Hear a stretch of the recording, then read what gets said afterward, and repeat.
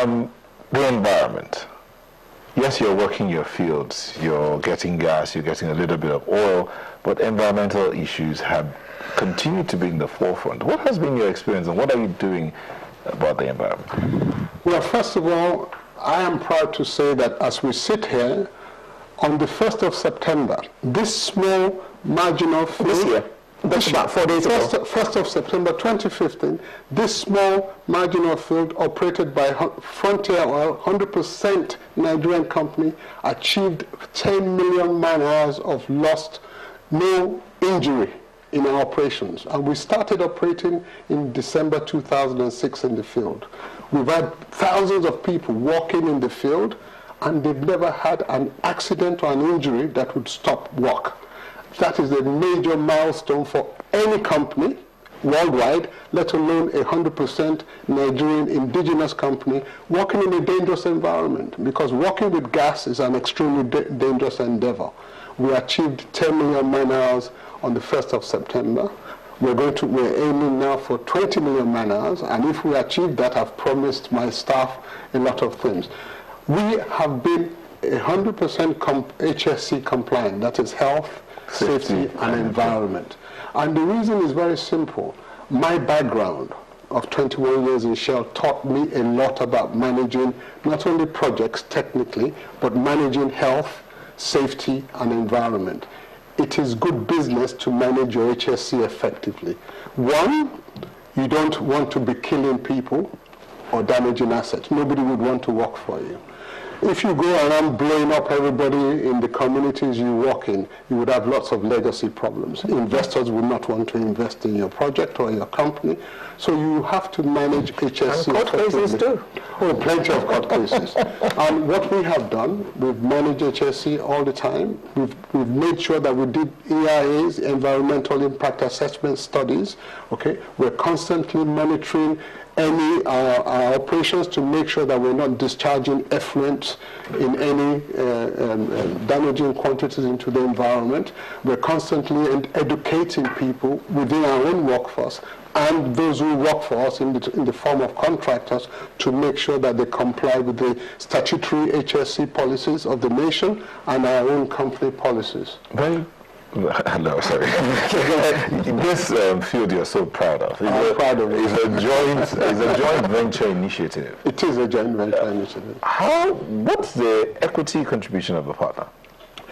Let me tell you the genesis of it. In 2003, we, Frontier Oil, we won the field 100%.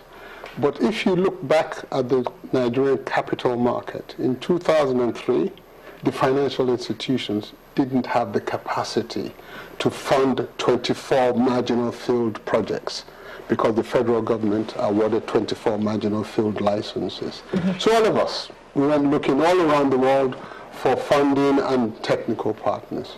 Okay? It took us 3 years to find a suitable technical and funding partner. And what the arrangement we came to was a joint venture structure whereby we retained 60% of the working interest in the field. We ceded 40% of that interest to this other company in return for them bringing the money to develop the field. So it's a common structure. Oh, it's used all over the world. You can have variants of it, but it works. Mm. So we are the majority partner in the Ukor field, and we are the operator of the Ukor field, which means that we're responsible for technical and operational matters. We're liable to the DPR, and if anything goes wrong, it is me that the DPR will come and hold and say, you are responsible, Mr. Thomas. Okay. What is FOL's relationship with its host community? That's always a very... interesting subject. Yes, yes. Interesting.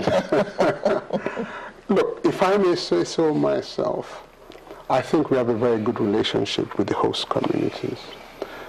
I remember the first time I stepped into the Ukor field.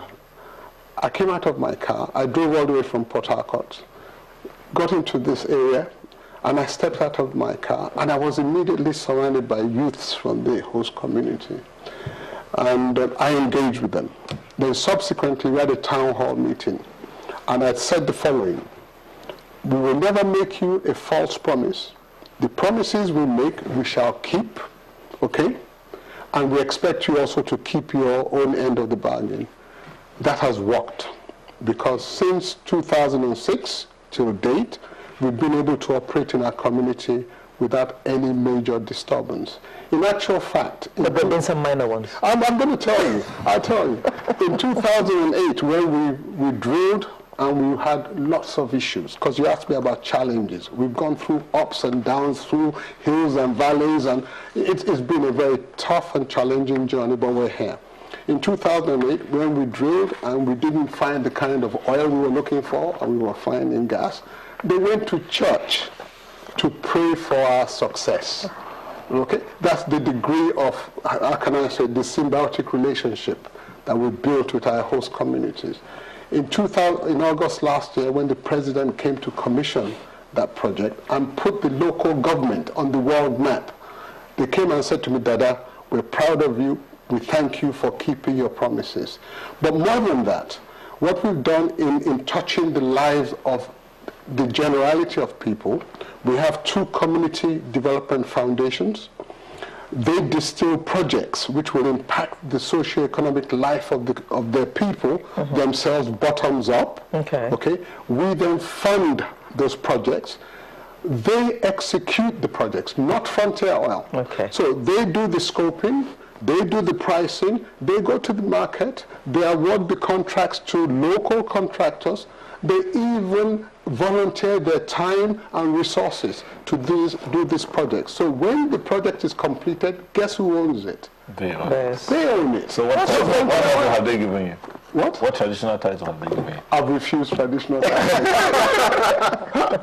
I just like the title Dada Thomas. That should make them happy.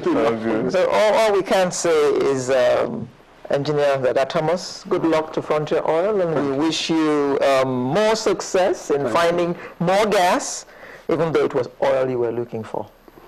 Well, so all the best. Thank you very much for coming on Sunrise. We certainly believe in gas. We believe that Nigeria's economy will only be unlocked if the potential of gas is unlocked.